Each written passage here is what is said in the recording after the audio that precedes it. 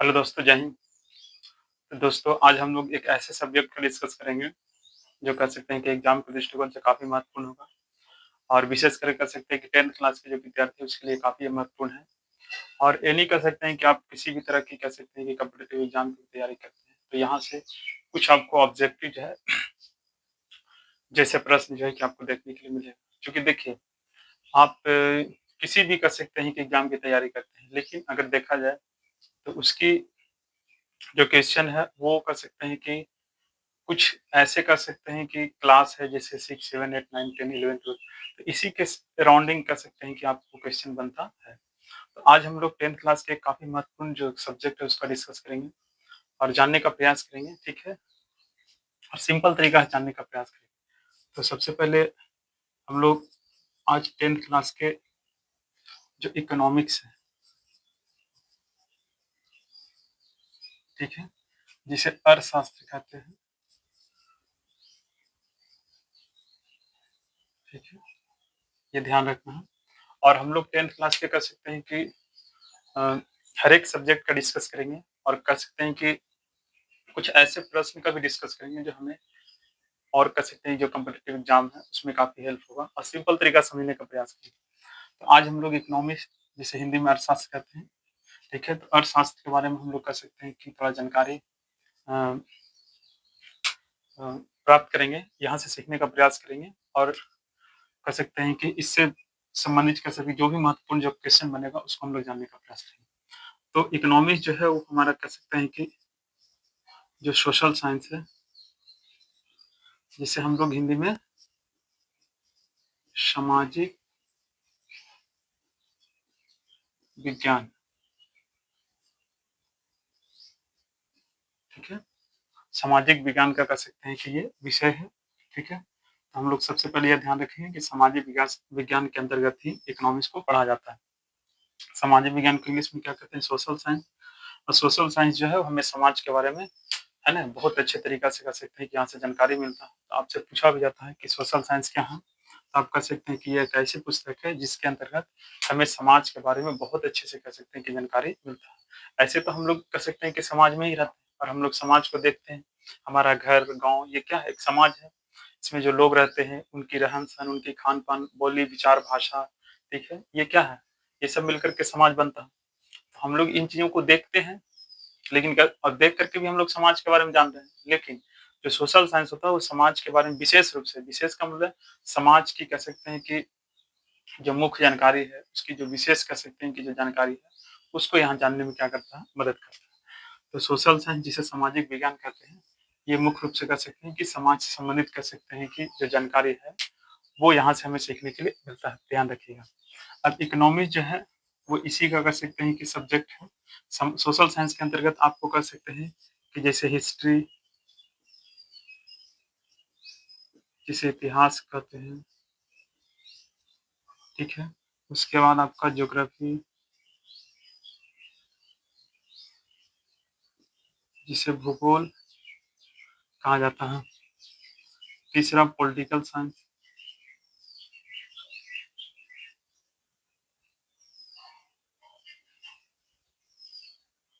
ठीक है? जिसे राजनीतिक शास्त्र कहते हैं,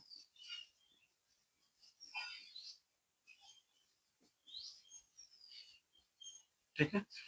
और इसी के अंतर्गत कह सकते हैं कि जो इकोनॉमिक्स है, वो पढ़ा जाता है। मतलब एक आप कह सकते हैं कि चौथा इकोनॉमिक्स, जिसे अर्थशास्त्र कहा जाता है, ठीक है? तो ये सब जितने भी कह सकते हैं कि विषय है, वो सोशल साइंस के अंतर्गत पढ़ा जाने वाला विषय है। और हर एक विषय का कह सकते हैं कि एक अपना क्षेत्र है और हर एक विषय से कह सकते हैं कि हमें अलग-अलग प्रकार की जानकारी मिलता है। जैसे जैसे इतिहास जो है, इससे हमें कह सकते हैं कि बीते समय यानी कह सकते हैं, हालाँकि देखिए आपको जैसे बताया गया कि सोशल साइंस जो है कि सामाजिक विज्ञान है, जिससे हमें समाज के बारे में क्या जानकारी मिलता है। तो समाज में कह सकते हैं कि पहले के लोगों का जीवन कैसा था, वो किससे मिलेगा? इतिहास से।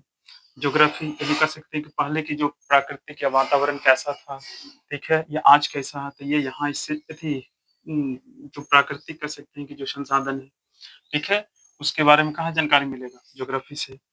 पॉलिटिकल साइंस, इसमें हमें जो कह सकते हैं कि जो जो शासन या कह सकते हैं कि जो सरकार की कह सकते हैं कि जो व्यवस्था है, उसकी जानकारी कहाँ से मिलेगा हमें? पॉलिटिकल साइंस से मिलेगा। इकोनॉमिक्स इसके अंतर्गत कह सकते हैं कि अर्थव्यवस्था के बारे में जानकारी मिलेगा। ठीक है कि किस प्रकार से हमारे समाज के अंदर विभिन्न प्रकार के वस्तु और सेवाओं का उत्पादन किया जाता है। तो ये सारी चीज़ की जानकारी कहाँ से मिलेगा? इकोनॉमिक्स से मिलेगा।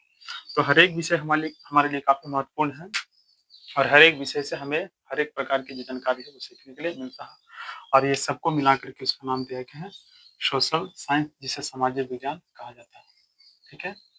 तो इतना आप शायद समझ गए होंगे और ये पहले से भी आप जानते होंगे। लेकिन आज क्लास की स्टार्टिंग है, तो हम लोग ये थोड़ा-सा बेसिक कह सकते हैं कि जो जानकारी है उसको जानने का प्रयास करेंगे और सिंपल तरीका से आप समझने का प्रयास करिए। जैसे आपसे पूछा जाएगा सामाजिक विज्ञान क्या है? तो नाम से ही पता चल रहा है सामाजिक विज्ञान, यानी समाज के बारे में जो विशेष जानकारी है ना, जिस पुस्तक से मिलता है उसे क्या कहते हैं? सामाजिक विज्ञान। क्योंकि सामाजिक विज्ञान क्या है? पुस्तक का नाम है, विषय का नाम है। तो आप कह सकते हैं कि जिस विषय से समाज के बारे में विशेष जानकारी मिलता है या हम अध्ययन करते हैं तो उसको क्या कहा जाता है? सामाजिक विज्ञान। तो इतना बात आप शायद पहले से भी जानते होंगे। देखिए,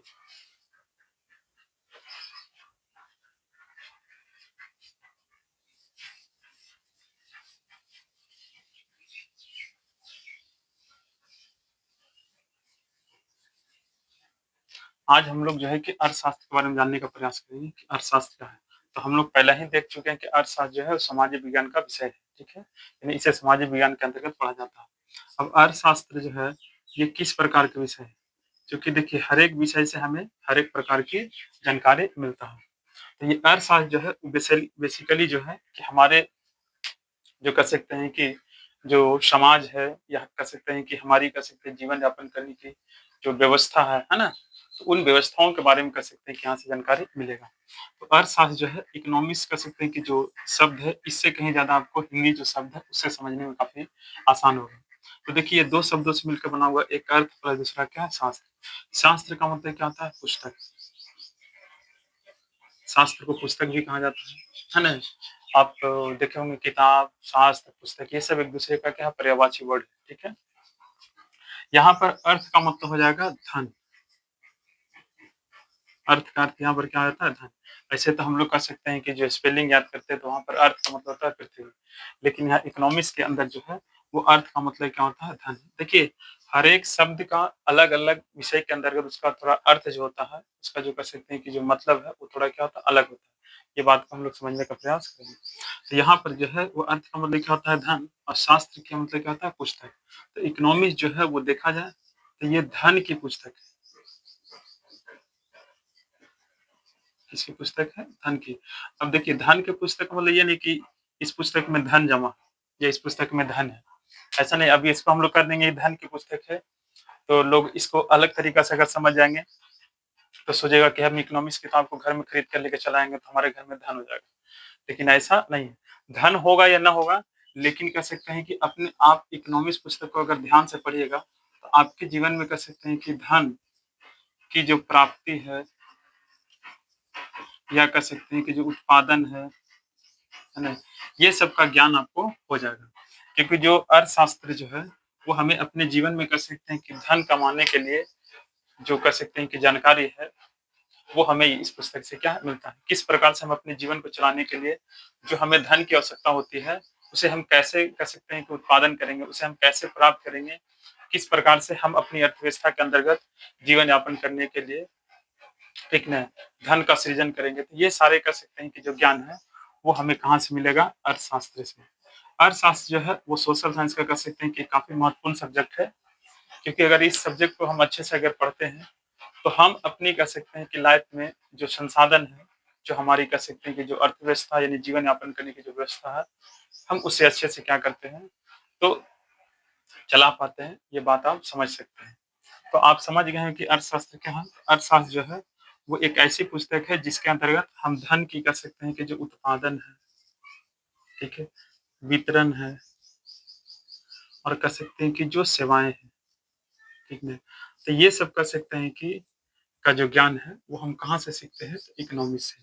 तो इकोनॉमिक्स जो है वो क्या है? तो सामाजिक विज्ञान के कह सकते हैं कि वह विषय जिसके अंतर्गत हम वस्तु और सेवाओं के उत्पादन, वितरण और कह सकते हैं कि अ हाँ, यानी कह सकते हैं कि जिसमें वस्तु और सेवाओं का उत्पादन, वितरण और कह सकते हैं कि अ, उत्पादन, वितरण और एक और इसके अंतर्गत हो जाता है हुँ,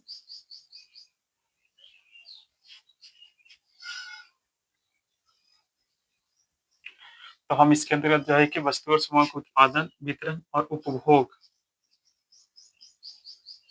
ठीक है? इसकी कह सकते हैं कि जानकारी प्राप्त करते हैं। तो इकोनॉमी जो है वो हमें किस प्रकार का सब्जेक्ट है, तो इकोनॉमी जो है वो हमें किस प्रकार से हमें अपने कह सकते हैं कि लाइफ में वस्तुओं और सेवाओं का उत्पादन करना है, ठीक है? और उसका कह सकते हैं कि वितरण कैसे होता है, साथ में कह सकते हैं कि उसका उपयोग उपभोग किस प्रकार से होता है। ये सारी चीज़ों का कह सकते हैं कि जानकारी हमें कहाँ से मिलता है, इकोनॉमी से। आप सोच सकते हैं कि बहुत सारे ऐसे वस्तु है जो हमारे क्षेत्र में उत्पादित नहीं होता है, लेकिन फिर भी हमें प्राप्त होता है। या कुछ ऐसे वस्तु और सेवाएँ हैं जो हमारे क्षेत्र में उत्पादित होता है लेकिन वो अलग-अलग क्षेत्र के लोगों को मिलता है। तो ये किस प्रकार से होता है? तो इसकी जानकारी हमें कहाँ से मिलेगा? तो इसकी जानकारी हमें इकोनॉमिक्स से मिलेगा। तो इकोनॉमिक्स काफ़ी एक कह सकते हैं एक अच्छे सब्जेक्ट है। इसका कह सकते हैं कि जनक की बात किया जाता है, तो इसका जनक जो है वो एडम स्मिथ,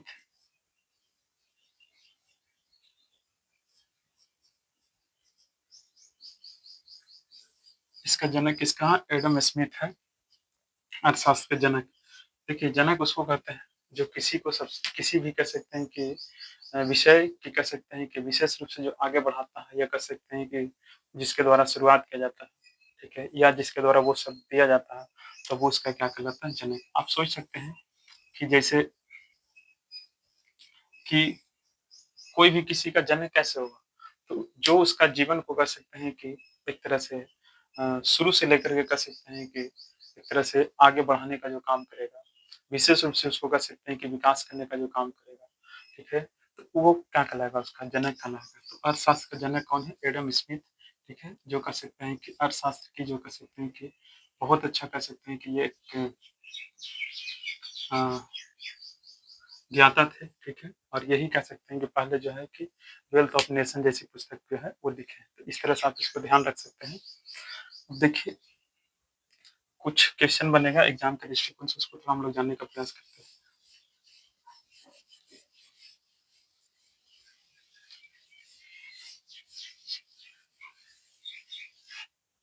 देखिए 10th क्लास के जो हम लोग कह सकते हैं कि जो पहला लेसन है, जिसका नाम है क्या नाम है? अर्थव्यवस्था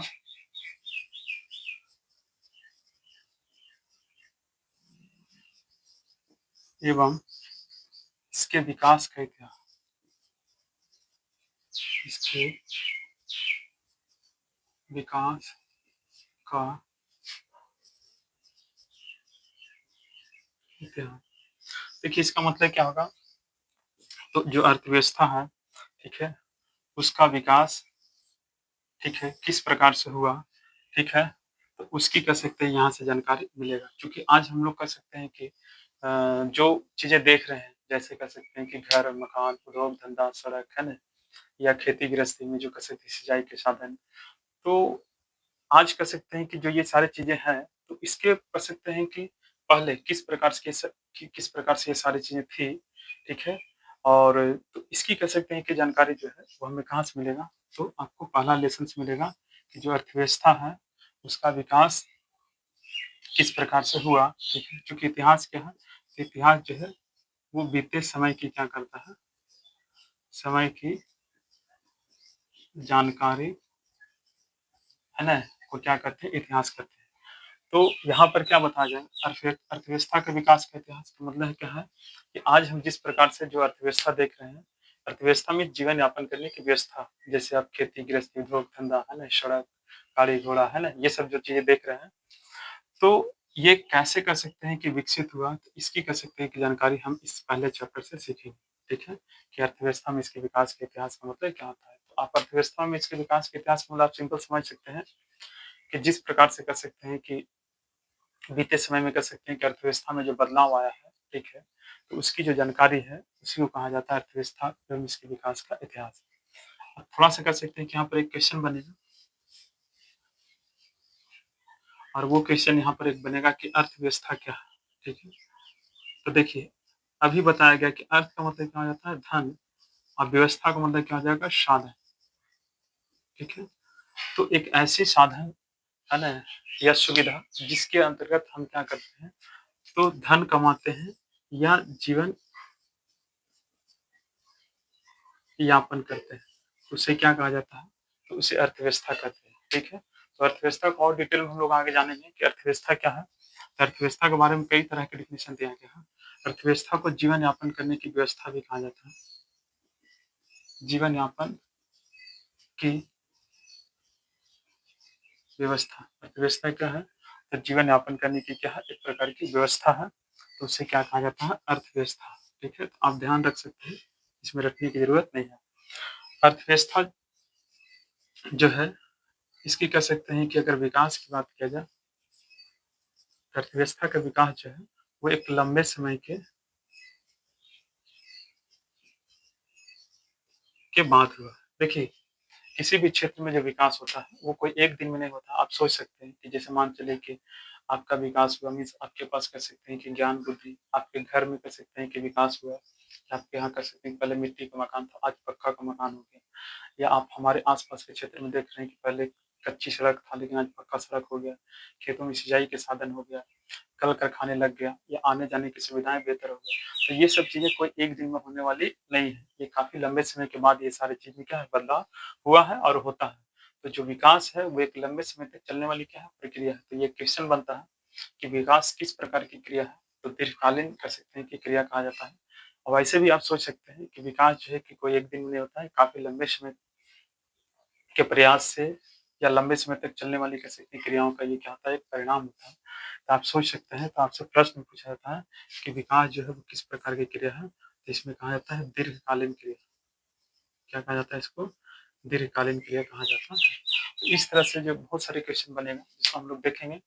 तो फिलहाल जो है कि अभी यहीं पे हम लोग स्टॉप करते हैं क्योंकि वीडियो काफ़ी ज़्यादा लंबा हो जाएगा। इसलिए जो है कि आज हम क्लास को यहीं पे स्टॉप करते हैं और भी कह सकते हैं कि जो महत्वपूर्ण जानकारी बनेगा और काफ़ी सिंपल तरीके से हम लोग जानने का प्रयास करेंगे। तो आज के लिए यहीं तब तक के लिए जय हिंद।